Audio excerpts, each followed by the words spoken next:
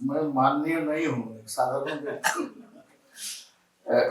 मंच में बैठे हुए आज के अतिथिगण, अभी अभी भाषण दिए हमारे पलाऊ के कंसुलेट जनरल शर्मा जी, बाबुल जी,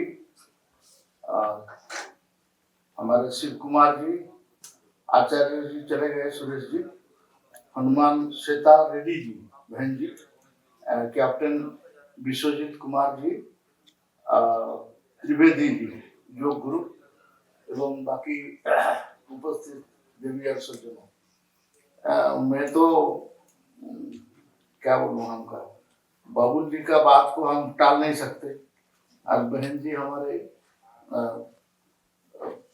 जो घर में जाके मेरे को रिक्वेस्ट किया कि आपको आना ही है, तो इसलिए लुबना जी, उनका पिताजी भी बड़ा सीनियर पत्रकार थे, हम लोग उनके साथ काम करते थे, ये लोग भी छोटे थे तो आते थे मेरा घर में, तो इसलिए मैं टाल नहीं सका और मैंने आया। लेकिन आके यहाँ देखा कि आपका एनटीपीसी, एनएचपीसी, पीएफसी और ये सब के बारे में इसमें बात मैंने स्पॉन्सर किया है। मैं मेरा पॉलिटिकल बैकग्राउंड और थोड़ा एजुकेशनल बैकग्राउंड पहले आपको बता दूं। मैं डिप्लोमा इलेक्ट्रिकल इंजीनियर हूँ। मैं 6 साल भारत हेवी इलेक्ट्रिकल्स लिमिटेड में 4 जनवरी में ज्वाइन किया था, असिस्टेंट फोरमैन में मैंने तक 6 साल नौकरी किया था।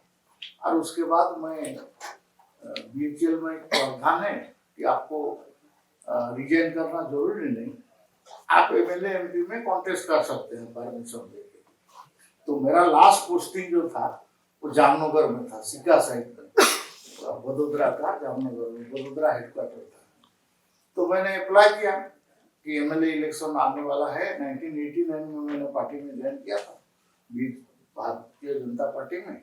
तो भारतीय जनता पार्टी उड़ीसा में उस समय में कोई विधायक नहीं थे, बीजू पटनायक उसको साइन बोर्ड पार्टी बोलते थे। तो मैंने उस पार्टी में, लेकिन हिंदूवादी आदमी हूँ थोड़ा, इसलिए विश्व हिंदू परिषद का प्रभाव में रहता था, तो इसलिए मैंने बीजेपी में ज्वाइन किया। अब मैं परमिशन लिया, परमिशन लेके मैंने कॉन्टेस्ट किया। मैंने हारने के लिए कॉन्टेस्ट किया इसलिए कि उससे पहले 85 में वहाँ 1100 वोट मिला था बीजेपी को 1100 वोट कमल छाप में मिला था। तो उस सीट से एमएलए लड़ने का मतलब है कि आप जीतेंगे ऐसा सोच के तो लड़ना उचित नहीं। मैं सोचा था कि लड़ लूंगा, हारने के बाद तो फिर कंपनी में जाना है। लेकिन इसलिए लड़ रहा हूँ कि कुछ पैसा खर्चा कर दूंगा, बैनर पोस्टर बन जाएगा, लोग कुछ मेरे को जान जाएंगे, तो इसलिए उसका बहाना में फिर मैं 5 साल परिश्रम करूंगा और उसके बाद फिर और एक बार एमएलए एमपी के लिए लड़ूंगा, ऐसा सोच के मैंने नॉमिनेशन फाइल किया। लेकिन सिचुएशन ऐसा आया कि मैं जीत गया। 27 फरवरी 1990 में मैंने विधायक बन गया, पहला बार। उड़ीसा का 2 विधायक उड़ीसा को उसमें मैं बना। तो किस्मत कभी साथ देता है, तो इसका प्रमाण मैं हुए। मैं तो हारने के लिए कॉन्टेस्ट किया था, लेकिन उसमें क्या हुआ ना, उस समय में गठबंधन जो हुआ ऑल इंडिया में जनता पार्टी के साथ हुआ बीजेपी का, लेकिन उड़ीसा में नहीं हुआ। उड़ीसा में बीजेपी बोला कि हम सीपीएम से करेंगे, तो उस सीट को सीपीएम छोड़ दिया। तो सीपीएम को छोड़ देने के बाद जनता वाले जितने थे, राज परिवार के समय दिलीप सिंह जुदेव का सिस्टर वहां शादी हुआ है, तो ये सब रिजाइन कर दिया जनता से। कांग्रेस का कैंडिडेट ठीक नहीं था, तो कांग्रेस पार्टी वाले भी रिजाइन कर दिया। फिर मेरे को बुलाया, मेरे को 28 साल हो रहा था, तो लोग बोला कि आपको जिताएंगे, लेकिन हम लोग का बात के हिसाब से काम करना पड़ेगा आगे चल के। तो मैं जीता तो सर, हम क्यों नहीं काम करेंगे। तो फिर मैंने कॉन्टेस्ट किया और जीत गया। हम कुछ नहीं जानते थे, लेकिन आज का जो विषय है उसके बाद तो चल रहा हूँ 2 बार विधायक, अब 6 बार का सांसद हूँ सर। मैंने इस बार डिक्लेयर कर दिया है कि मैं अब नहीं लड़ूंगा भाई, नया आदमी को लड़ाओ थोड़ा, मरेगा, एज भी हो गया है। मैं 8 बार एमपी लड़ा, 6 बार जीता है, और 2 बार एमएलए लड़ा, 2 बार जीता है। ये तीसरा बार भारत सरकार का कैबिनेट मिनिस्टर और उसी विभाग, ये विभाग भी बना क्रिएट जो हुआ, अटल बिहारी वाजपेयी जी 1999 अक्टूबर में इसको बनाया, तो पहला कैबिनेट मिनिस्टर मेरे को बनाया।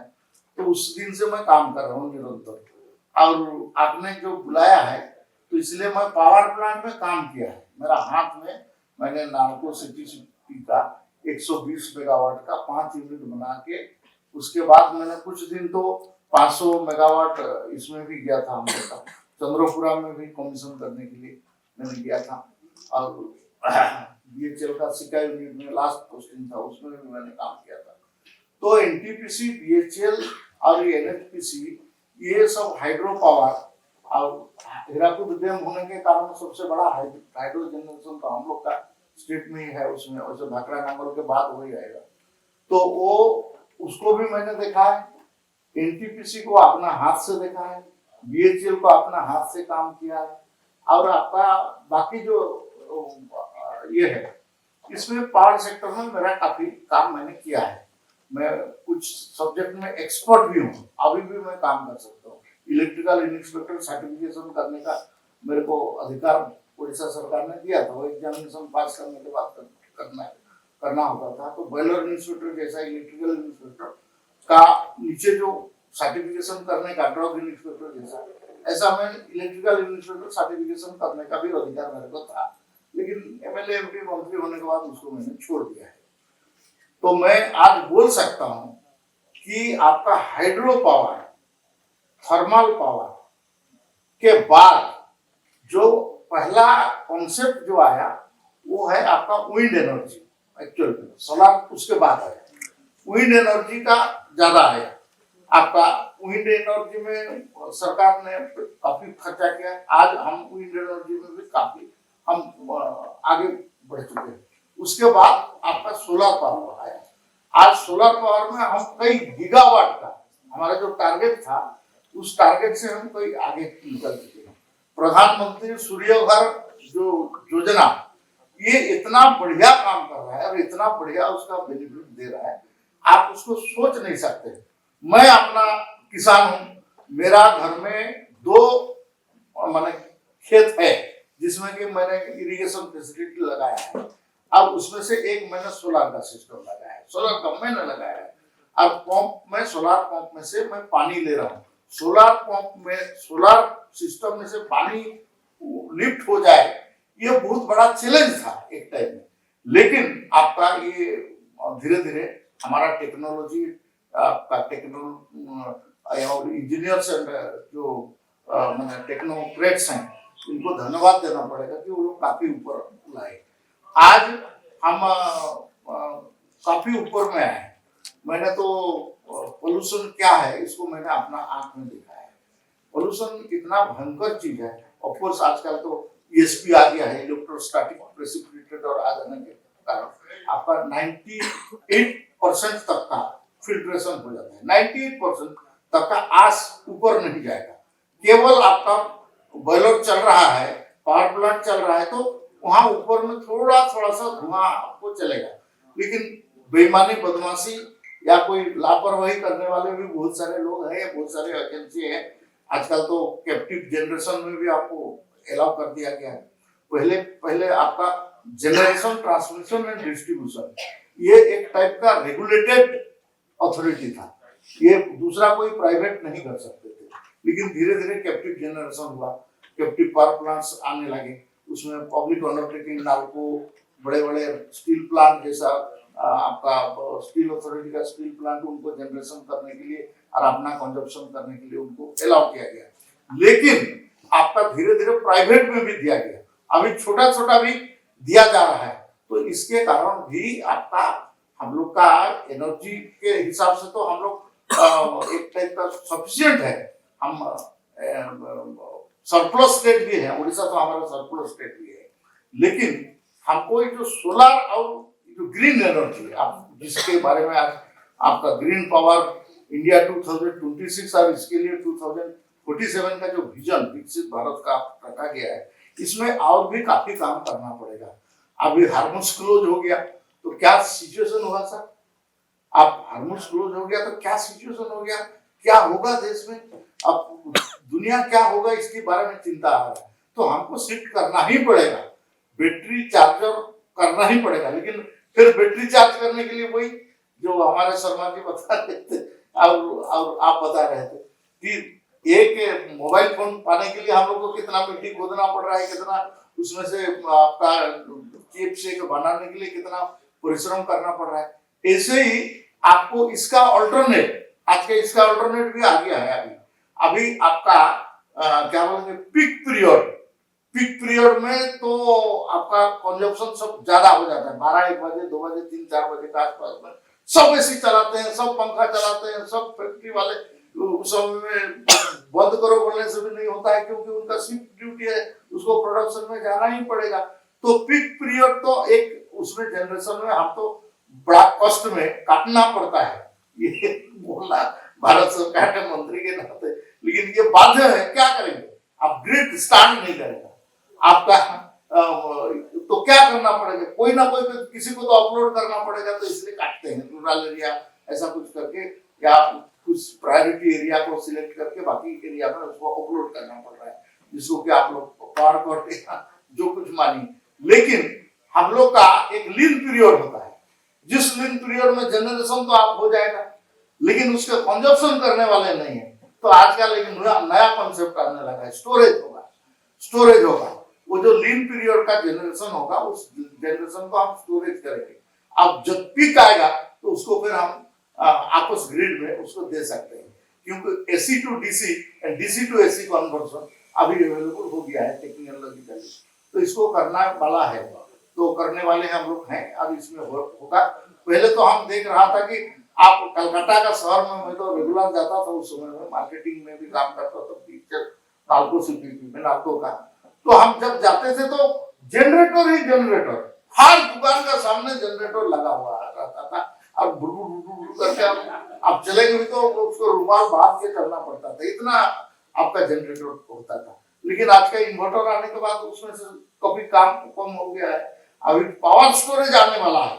ये जो स्टोरेज होगा, लीन पीरियड जनरेशन करके हम अगर स्टोरेज करेंगे तो उसके बाद फिर हम बेक करेंगे, तो उसमें फिर हम लोग को एनर्जी के हिसाब से काफी मुनाफा आने वाला है। लेकिन ये इससे सबसे बेस्ट है आपका आज का दिन में विंड एंड सोलर।